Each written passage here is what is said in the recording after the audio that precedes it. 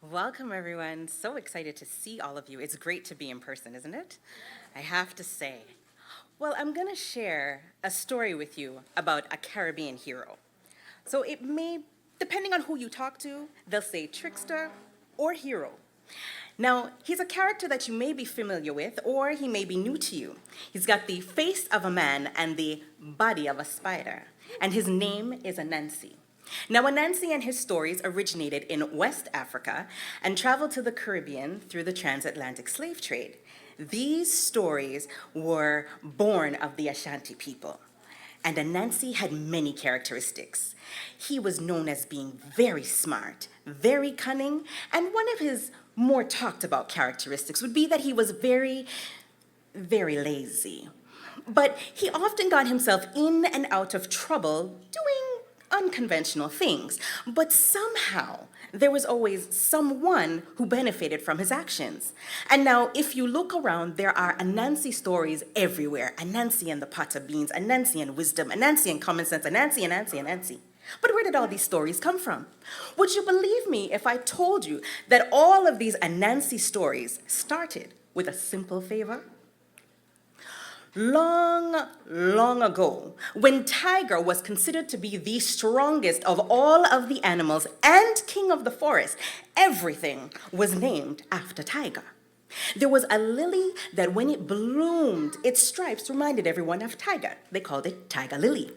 And there was a moth, when its wings were outstretched, the red stripes reminded everyone of Tiger. They called it Tiger Moth.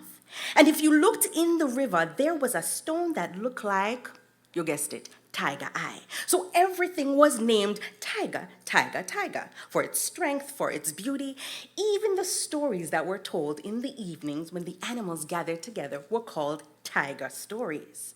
Well, Anansi, who was considered to be the weakest of all of the animals, wanted to have one thing named after him. And when he thought about it, he wanted something that the people would remember. And so he saw the love for these stories and wanted the stories to be called Anansi stories. Well, Anansi decided that he was going to walk right up to Tiger and ask him for those stories. And so he did. On one evening when the stories were being passed back and forth, and Tiger was laying still with his eyes half closed and tail making a slow S in the sky, Anansi walked right up to Tiger and said, "Tiger, I would like to have the stories called Anansi stories." Well, all of the other animals began to laugh. Who was Anansi to ask for such a favor? But Tiger didn't move. You see, of all the things that were named after Tiger, Tiger's pride and joy were the stories that were told. But as king, Tiger needed to seem fair. So he thought for a moment. He looked at Anansi and said, "As you wish, Anansi, as you wish, but..."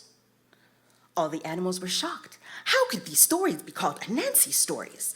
They all leaned in closer to find out what was next. Tiger said, "Anansi, if you want these stories, you have to do 2 tasks. 1, bring me all of the bees. I like to have my own honey.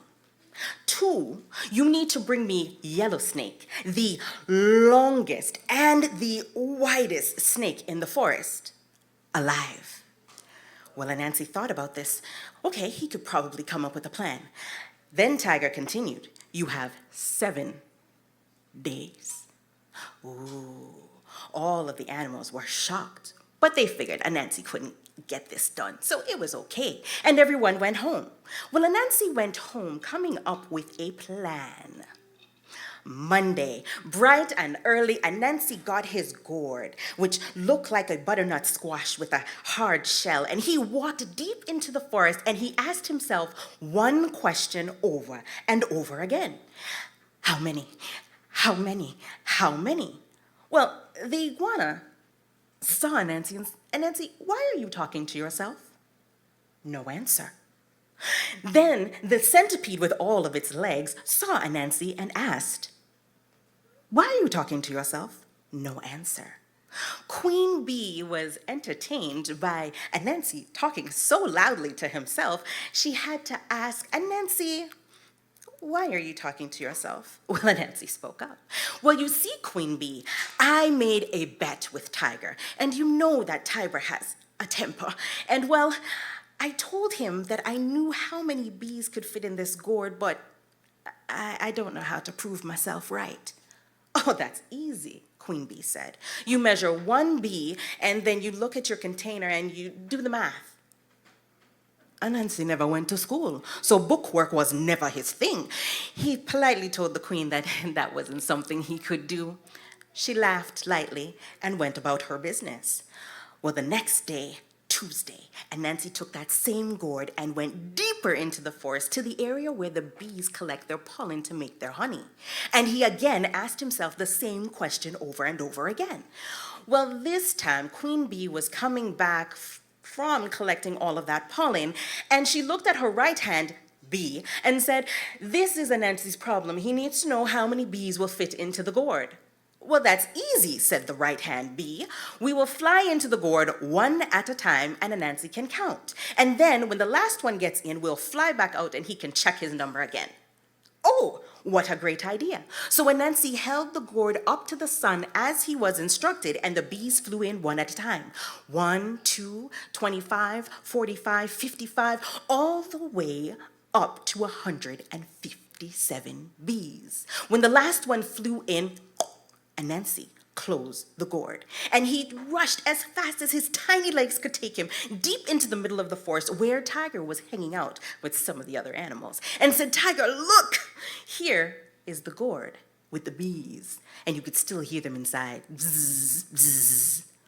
Well, Tiger was impressed, but very upset, because he didn't want to give his stories away, but he was really proud of himself and how clever he was to give Anancy 2 tasks and not 1. And Anancy still had time to fail. Well, he reminded Anancy that he still had to get Yellow Snake, and so off Anancy went. Well, Anancy thought and thought, how could he do this? The biggest, longest snake in the forest. How could he do it? Anancy decided he would set a trap. Some animals are creatures of habit, and Yellow Snake was one of those creatures. Every morning would come out of his hole and come down to the river and take a drink of water. Well, Anancy made his plan. He dug a hole very deep and very wide, and inside this hole, Anancy filled it with all the things that Yellow Snake loved to eat. Bananas, okra, he had avocado pears, and the absolute favorite of all of the snakes are eggs, and he piled them all in. And then he lined the sides of this hole with as much grease as he could find. Well, there it was. Yellow Snake was coming down, making his way to the river, when he saw and smelled all of this delicious food. Well, he looked and saw that there was something around all the food.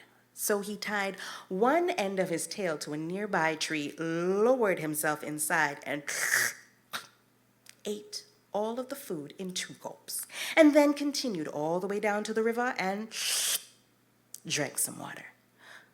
Anancy lost bananas, okra, avocado pears, and eggs. What was he going to do? His trap had failed. And it was Friday. What was he going to do? Well, by this time, word got out that Anancy was trying to catch Yellow Snake. So Yellow Snake called Anancy. I am going to find out what Anancy wants with me, decided Yellow Snake.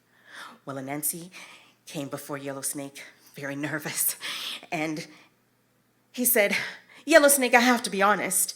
I made a bet with Tiger. And Tiger has a very bad temper, but I told him that you were the longest snake in the forest. Yes, I am, said Yellow Snake, but I don't know how to prove it. Ugh. Yellow Snake said, that's easy. That bamboo stick over there, bring it here, and you can measure. So Anancy did. He took the longest bamboo stick that he could find, laid it down, and so Yellow Snake lived next to it.